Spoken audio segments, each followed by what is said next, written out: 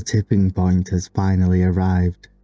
The culmination of design long in the making are about to come to fruition. The world of Azeroth and Draenei are about to be entwined forever. Now don't forget to like and subscribe and come, take a seat by a dark portal.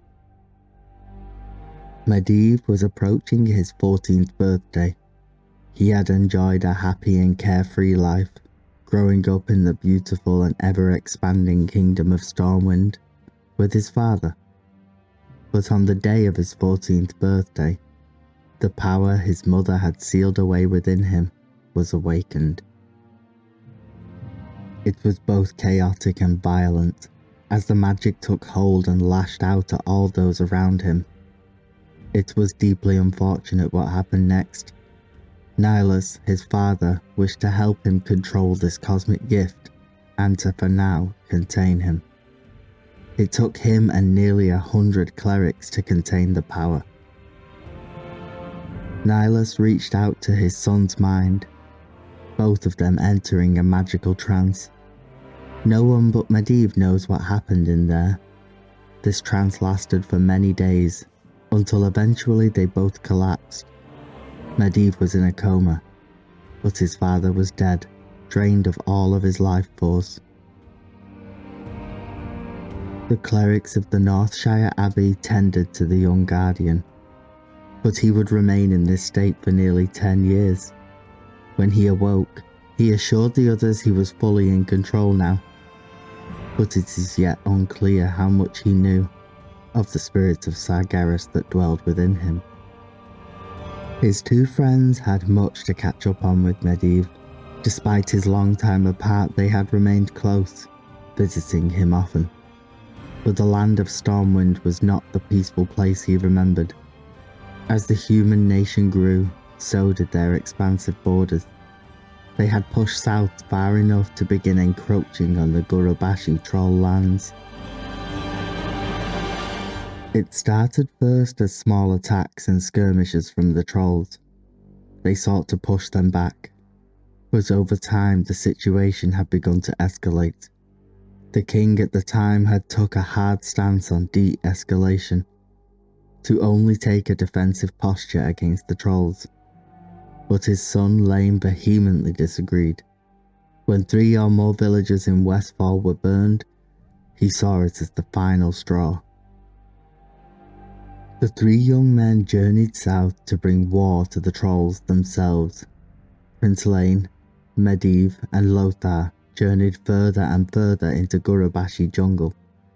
By spell and sword they defended themselves, until a warlord named Joknon faced them in battle. He was empowered by a dark lower, and they soon found themselves fighting for their very lives. For the first time, Medivh was forced to unleash his true power. It was awe-inspiring and terrifying all at once. The troll warlord never stood a chance. He was killed instantly, along with every troll that encumbered him that day. The boys were shaken, even Medivh himself, and they fled back to the capital. Even though there were no survivors, it was not difficult for the trolls to work out what had happened. The warlord also had a son named Xanon, and he used the death of his father as a rallying cry to his people. He called them to all-out war at last. The trolls descended like a tide on the human lands. They had no choice but to retreat behind the walls of Stormwind City itself. This war would be settled in one mighty battle. The king did try to cut off the head of the snake, and while he came close to succeeding, he fell in the battle. The situation was looking dire. Morale was broken. The trolls had begun to scale the walls, and they feared this was it. Lane turned once more to his friend Medivh to save them, and despite his fears, he would do this. In a singularly unforgettable spell, he conjured a storm that would batter and break the troll onslaught.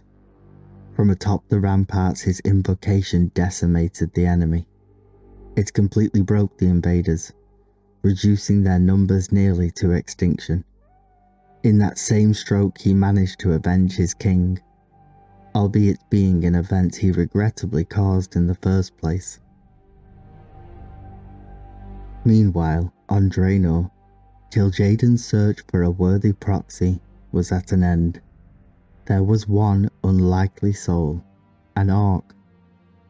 While orcs are strong and fierce, Gul'dan was instead a cripple, which made him a constant source of mockery from the other members of his clan. If it were not for the wise elder shaman, the others may well have beat him to death just to be rid of him.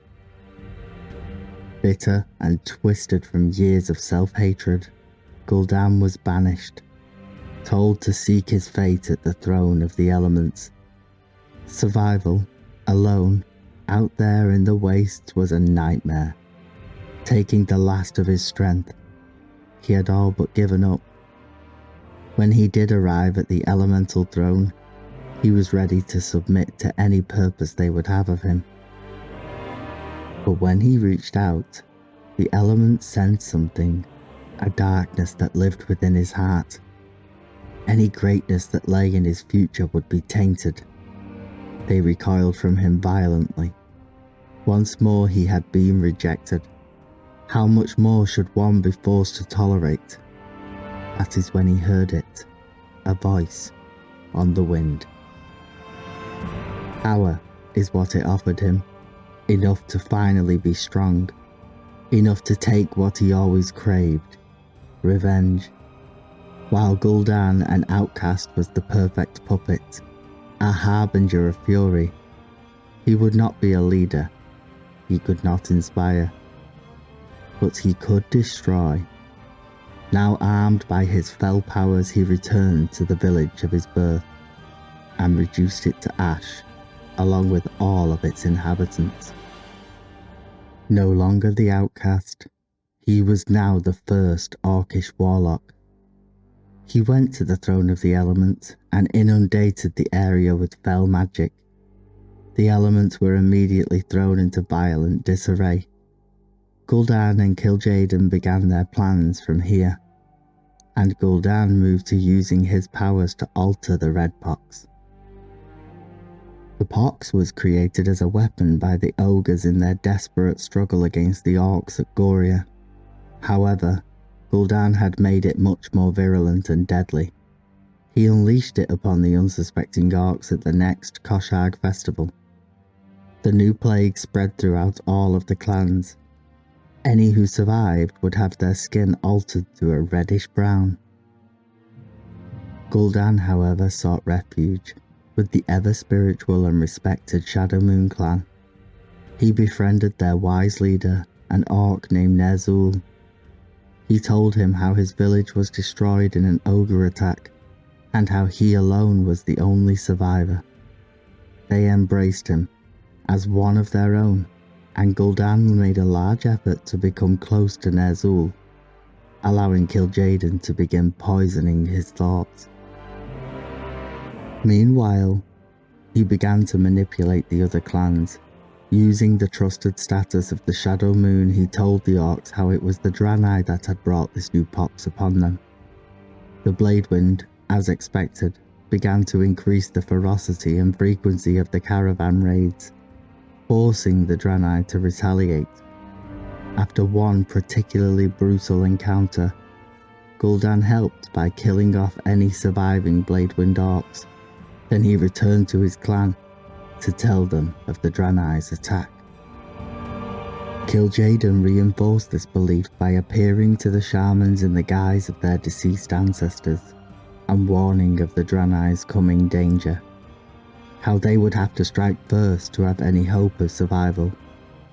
The orcs were called to a meeting at Oshagun, where the orcs clans swore to band together against this common foe. This moment marked the creation of the Horde. But Ner'zhul began growing apprehensive. Everything was too conveniently falling into place. In secret, He would travel to the Holy Mountain himself to seek out his ancestors there and discern the truth. But kil'jaeden was watching. He urged Gul'dan to seize control of the Shadowmoon clan, as the Elder Shaman could no longer be trusted. The spirits there informed Ner'zhul about the subterfuge, how he had been manipulated by demon and orc all along. Now distraught, he was captured by Gul'dan's followers and used as nothing more than chattel. But not all of their plans were following along smoothly. The Orcish clans were not accustomed to working together for long, and infighting was frequent. Though not for long, through clever maneuvering, they brought a powerful orc named Blackhand into their inner circle, and had all of the clans vote for him as war chief. He would start by the creation of a massive hellfire citadel, and organising the different clans into roles that suited them. Meanwhile, Gul'dan had begun training many of the shaman on how to wield the Fel.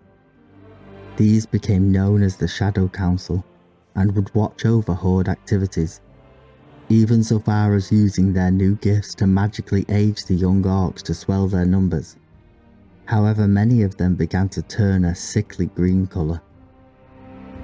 He also formed an elite group within the council itself, called the Necrolites. The most dark and powerful would study the art of necromancy, to raise the dead for the Horde. This strangely also included an ogre by the name of cho'gall.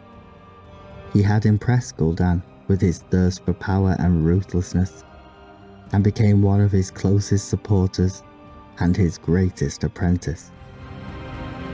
Victory over the Draenei must be absolute. No stone could be left unturned, and so cho'gall was sent by Gul'dan to investigate one sleeping power on Draenei, one that only existed in rumour. Beneath the land itself dwelled the Pale Orcs, who were all so eager to share their prophecies with the ogre. While at first cho'gall would manipulate their beliefs against them, and they would join the Horde as servants of the apocalypse, in time he would come to see the truth in their ravings, and devote himself totally to it, creating a new clan, named the Twilight Hammer. The drums of war are beating, and the Fel is killing the land. The elements are being consumed and snuffed out. Doom is coming to Draenei, and one orc is reveling in it. But this is only the beginning of his tale. Thanks to everyone for every like and subscribe. It means so much. Oh, and don't forget to come back anytime.